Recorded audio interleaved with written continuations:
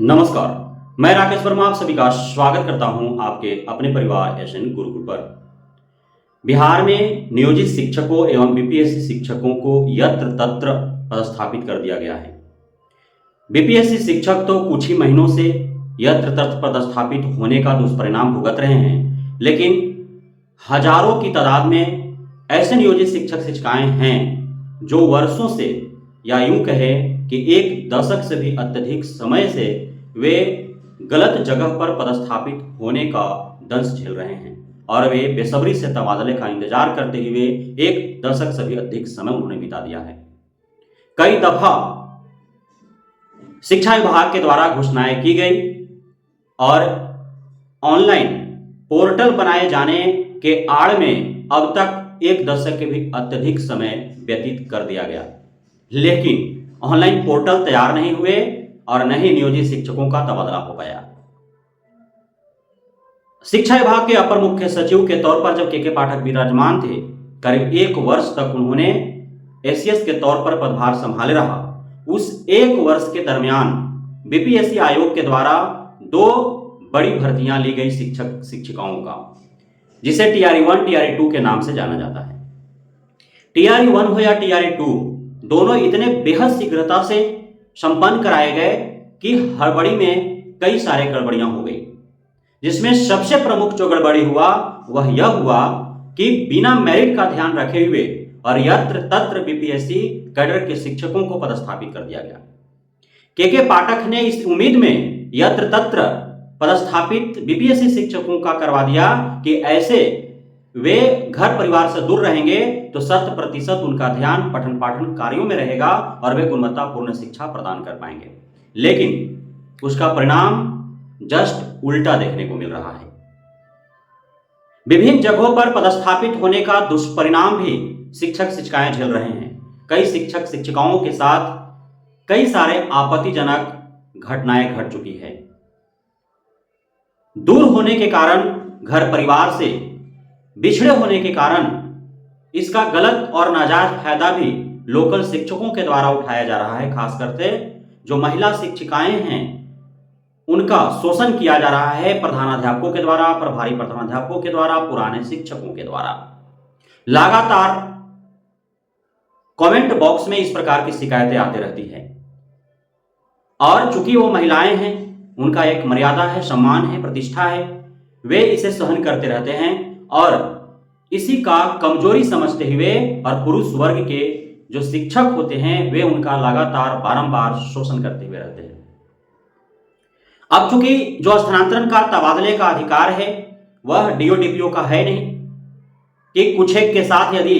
किसी जिला में इस प्रकार की घटनाएं घट रही है, इस प्रकार से उनका शोषण और प्रताड़ना हो रहा है तो उनके शिकायत पर उन्हें तबादला कर दिया जाए। शिक्षा विभाग के हाथों में पूरी शक्तियां हैं और शिक्षा विभाग तक इस प्रकार की शिकायतें पहुंच नहीं पाती हैं। हालांकि मैंने कई दफा जो महिला शिक्षिकाएं हैं उनके साथ जो घटनाएं घट रही हैं बिहार के विद्यालयों में खास करके, उसे लेकर के अवगत कराया है, परंतु अब तक इस पर संज्ञान नहीं लिया गया है, कोई ध्यान नहीं दिया गया है। पूरे शिक्षा महकमे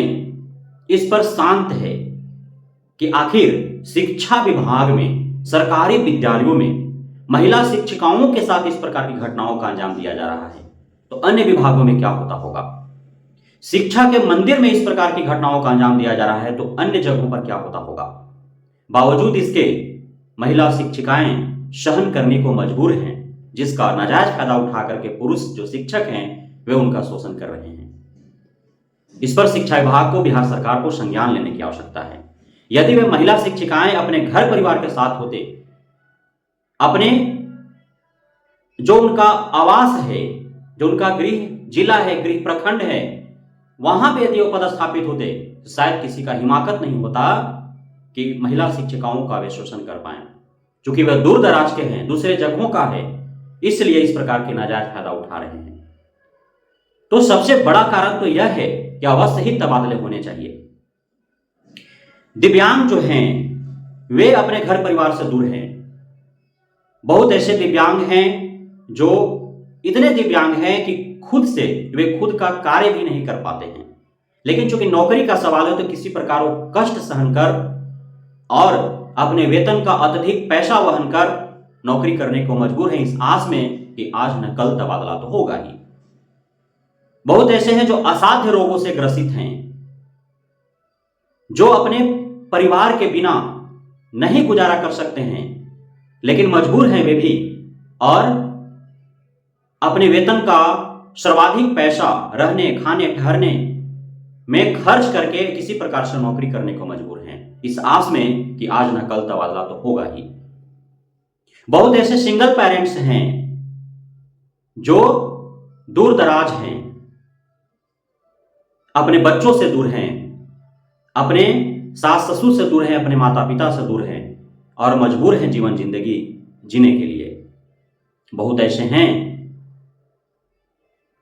जिनको अत्यधिक आवश्यकता है अपने परिवार का, वो परिवार के बिना जीवन नहीं गुजार सकते हैं या परिवार उनके बिना जीवन गुजारा नहीं कर सकता है, लेकिन चूंकि नौकरी करना है, ड्यूटी करना है, मजबूरी है उनका, तो वे करने के लिए मजबूर हैं। हालांकि इन सभी बातों की संज्ञान एसीएस सिद्धार्थ साहब को भी है, शिक्षा मंत्री सुनील कुमार को भी है। बार बार वे घोषणाएं करते हैं कि महिलाओं को विशेष छूट दिया जाएगा, असाध्य रोगों से ग्रसितों को, दिव्यांगों को, सिंगल पेरेंट्स को, जो निकट भविष्य में कुछ ही दिनों में रिटायरमेंट होने वाले हैं उनको। तो इस प्रकार के लोगों को जो तबादले होने की प्रक्रिया आरंभ होगी तो उसमें उन्हें छूट दिया जाएगा, उनका ऐच्छिक हस्तांतरण किया जाएगा, उनका पारस्परिक हस्तांतरण का लाभ मिलेगा। लेकिन आखिर कब और कितना इंतजार करना पड़ेगा, यह सबसे बड़ा सवाल है। नई ट्रांसफर पोस्टिंग पॉलिसी बनने की कवायद 2 माह से भी अधिक समय पूर्व हुआ था, लेकिन अब तक वह पॉलिसी बनकर के तैयार नहीं हो पाया है। तो लोग ऐसे मन में पाल बैठे हैं कि कहीं ऐसा ना हो कि पिछले 1 दशक से जो ऑनलाइन पोर्टल तैयार हो रहे थे नियोजित शिक्षकों को तबादले हेतु, उसी प्रकार से ये न्यू ट्रांसफर पोस्टिंग पॉलिसी का भी हाल ना हो जाए और लोग इंतजार करते रहें, रोज एक दिन वे गिनते रहें कि आज 60 दिन हो गया, आज 65 दिन हो गया, आज 75 दिन हो गए, और ऐसे करते करते पूर्व की भांति इस बार भी नई पॉलिसी का समय बीतता चला जाए और ट्रांसफर पोस्टिंग की लालसा पाले हुए जो शिक्षक शिक्षिकाएं हैं, मन में इच्छाएं रखे हुए जो हैं, उनको नाराजगी भरा मंजर देखना पड़े। तो यह जो अविश्वास की भावना है शिक्षा विभाग के प्रति, सरकार के प्रति, शिक्षा विभाग और सरकार को चाहिए कि शिक्षक शिक्षिकाओं के मन से इस अविश्वास की भावना को दूर करने का प्रयास यथाशीघ्र किया जाए और 30 सितंबर 2024 को जैसा खबर निकल करके आ रहा था कि शिक्षा मंत्री साहब ने न्यू ट्रांसफर पोस्टिंग पॉलिसी का अनुमोदन कर दिया है, तो दशहरा बीतने के उपरांत इसका लाभ अवश्य मिलना चाहिए शिक्षक शिक्षिकाओं को। न्यू ट्रांसफर पोस्टिंग पॉलिसी के आधार पर सभी नियोजितों और बीपीएससी शिक्षक जो तबादला की इच्छा रखते हैं, उनकी इच्छा पूर्ण होनी चाहिए। उन्हें ऐच्छिक स्थानों पर पदस्थापित करना चाहिए, उनको home district, home town, home block देना चाहिए, उनके गृह स्थान से 10-20 किलोमीटर के रेंज में उनका विद्यालय में पदस्थापित करना चाहिए ताकि वे घर परिवार के साथ रह सके, खुद को सहज और सुरक्षित महसूस करे, कोई उनका महिला होने के वजह से शोषण न कर पाए, कोई दिव्यांग को, कोई असाध्य रोगों से ग्रसित को, कोई सिंगल पेरेंट्स को अत्यधिक कष्ट न सहन करना पड़े और वे आराम से ड्यूटी आ जा सकें और विद्यालयों में 100% अपना एनर्जी दे सके गुणवत्तापूर्ण शिक्षा बहाल करने में। तो मैं अंततः सभी शिक्षक शिक्षिकाएं जो तबादले का बेसब्री से इंतजार कर रहे हैं, उनके ओर से शिक्षा विभाग और बिहार सरकार से मांग करना चाहूंगा कि यथाशीघ्र तबादले की प्रक्रिया प्रारंभ कर और सभी शिक्षक शिक्षिकाओं जो तबादले की बेसब्री से इंतजार कर रहे हैं, उनकी इच्छा को पूर्ण किया जाए। बहुत बहुत धन्यवाद आप सभी साथियों का हमारे साथ जुड़े रहने के लिए, बने रहने के लिए, इतना प्यार देने के लिए, हमें भरोसा बनाए रखने के लिए।